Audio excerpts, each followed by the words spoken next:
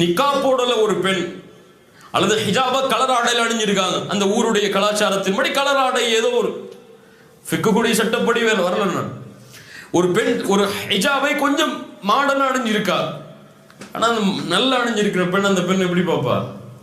எப்படி பார்ப்பாங்க? என்ன ஒரு ஹிஜாப் கூட இவள்கிட்ட சரியில்லையே, இவங்கெல்லாம் பயானுக்கு வந்து என்ன செய்ய? இவங்கெல்லாம் கிளாஸ்க்கு வந்து என்ன செய்ய?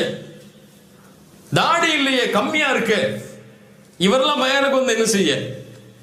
ஒரு தாடி, அவர் தாடி கொஞ்சம் கம்மியா இருக்கும், இவர் கம்மியா இருக்காரு, இவரெல்லாம் தாடியா? தாடி கூட இல்லை, இவரெல்லாம் தாடியா?